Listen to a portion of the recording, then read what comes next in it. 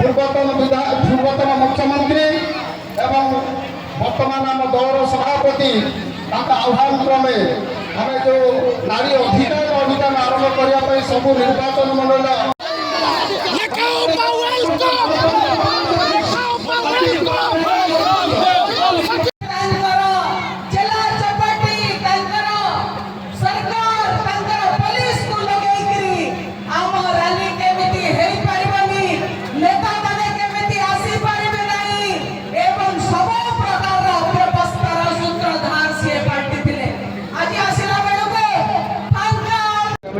एते रुद्रताप एवं प्रचंड गुळुगुळी सत्ते हजार हजार संख्यार नारी मान योगदान निश्चित भाव में समावेश सफलता को स्पष्ट करुच्ची एवं नारी माने जोपरी भाव में नवीन पट्टनायक सरकार समय एसएचजी ग्रुप माध्यम से सुरक्षा हो पारुला से समृद्धि हो पारुला ए 2 वर्ष शासन ने केवल मिथ्या प्रतिश्रुति से प्रतारित होती 50,000 टंका एककालीन देवे एवं से एक स्वल्प व्यवसाय आरंभ कर स्वप्न देखा सरकार मात्र 5,000 टंका किस्ती 60 वर्ष पर्यंत देवार जो अपचेष्टा करा जाउची से नारी मानकर सुरक्षा केबे भी संभव नुह। नवीन पट्टनायक शासन समय जो प्रकार सुविधा सुजोग तांकु जोगे दिया जाइथिला से सुविधा सुजोग वंचित करा जाइछि ए प्रवंचनार विरुद्ध रे आज हाटडीटार ए विशाल समावेश आनंदपुर ठारे आज जो आयोजित नारी अधिकार अभियान एथरे हजार हजार संख्यार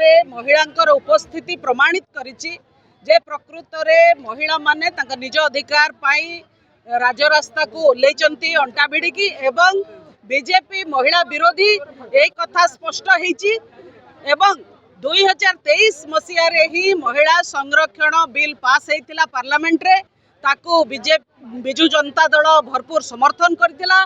जदि बीजेपी चाही थांता 2023 रे ही से 543 सीट उपरे संरक्षण दे पारि थांता उभय विधानसभा एवं संसद रे जेहेतु बीजेपी रो उद्देश्य नहीं महिला को संरक्षण दबा सम्मान दबा सुरक्षा दबा जेहेतु बीजेपी महिला विरोधी से माने 23 रे संरक्षण नकरी 26 रे सीमा पुनर्निर्धारण बिल आनिले महिला संरक्षण संगे जोड़ीकिरी जोटा प्रमाणित करुच्ची जे तांकर मंद उद्देश्य महिला को संरक्षण दबा नुहे बरम सीमा पुनर्निर्धारण करिकी बार बार देश रे सरकार आनिबा एवं यही सीमा पुनर्निर्धारण हेले ओडिशा भली राज्य जोटी आमर प्रतिनिधित्व आजिका दिन में संसद रे 3.9% अच्छी सी कमिकी 3.4% हम एवं दक्षिण राज्य मध्य क्षतिग्रस्त हेबे से आमे ताको स्वीकार कलु नहीं।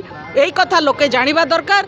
द्वितीय कथा आज ओडिशा रे महिला विरोधी अत्याचार अपराध आकाश छुईलाणी, सीमा पार हेलाणी।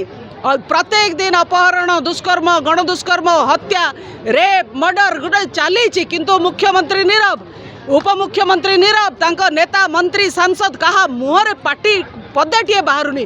ताले को मुहरे महिलांकर सम्मान सुरक्षा संरक्षण कथा कहूच। प्रकृत में तमे महिला मानू केवल भोट बैंक पॉलिटिक्स पे अपव्यवहार करुच। यही कथा जे मंचरु स्पष्ट आह्वान दिखाई। जदि राज्य बीजेपी सरकार न सुधुरे ताले आगामी दिन में विजु जनता दलर नेता नेत्री कर्मी माने बीजेपी वाला रास्ता को ओल्लै देबे नहीं, घर भितर कैद करके रखिबे, से माने मुह देखा लायक रहिबे नहीं। एभली व्यवस्था करा जिवो। तेणु सरकार जदि चेतैबार अच्छी चेतांतु, नले आगामी दिन में तांको पाई विराट संकट आसुछि। वर्तमान विजु जनता दल सभापति पूर्वतन मुख्यमंत्री श्रीजुक्त नवीन पट्टनायक आह्वान क्रमे जे आमे सबू निर्वाचन मंडल जन अधिकार अभियान आरंभ कलु। आनंदपुर निर्वाचन मंडल हाटठारे अनुष्ठित होता। हजार हजार माँ माने उपस्थित थिले। यह करिवार लक्ष्य होउछि जे भारतीय जनता पार्टी से मिछटारे दुंडी भी पिटुछि जे जो आमर 33% संरक्षण बिल को काले विजु जनता दल विरोध कला। ये बाबद गोटे स्वतंत्र अधिवेशन विधानसभा डका होता। आम भाग नहीं एवं पूर्ण मात्रा समर्थन करूँ। 33 छाड़ी 50% हेले आम समर्थन अच्छु। किंतु भारतीय जनता पार्टी तार तल स्तर आसी प्रत्येक जोन वाइज तार गोटे मीटिंग करुच्ची, महिला मानक एकत्रित कर कहूँ जे विजु जनता दल 33% संरक्षण को विरोध करुच्ची। यह टोटाल मिछ मिथ्या। तेणु नारी अधिकार आम सब बेले अच्छु। जदि अधिकार किए हस्तक्षेप करे तेणु आम राजरास्त लड़ाई करूँ। ये बुद्धम हाटडी माटी मुझे देखिली एति महिला समावेश होते बोधे कौटी हो कि ना एत बड़ जनसमावेश महिला मानकर ये अभूतपूर्व। आज सतरे महिला माने जागी मोर जहाँ विश्वास है महिला मानक नहीं जो भूल बाटर बीजेपी परिचालित कर जन आक्रोश महिला आक्रोश बोली कहीकि जो सभा समिति करुच्ची, महिला आक्रोश बोली सभा समिति करुच्ची एवं ताकू भूल बाटर परिचालित करुच्ची।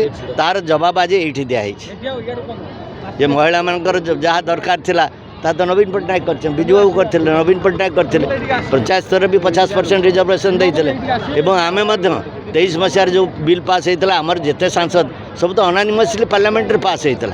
फिर थर से बिल के आउ थे 26 आणवार कौन आयोजन था ना यही महिला संरक्षण बिल ना रे गोटे सीमा पुनर्निर्धारण बिल भी पास कर नहीं था। जो सीमा पुनर्निर्धारण बिल आम समस्त ये तलुआ राज्य दक्षिण भारत सब राज्य असुविधा होता। सीट संख्या उत्तर भारत में बढ़ी था। 5-6टी राज्य उत्तर प्रदेश, राजस्थान, गुजरात, हरियाणा, आपणकर हिमाचल प्रदेश एमती केतटा राज्य रे सीट संख्या 2 गुण प्राय हो जाता। से जीतिक सबुदिन बीजेपी देश दखल करता।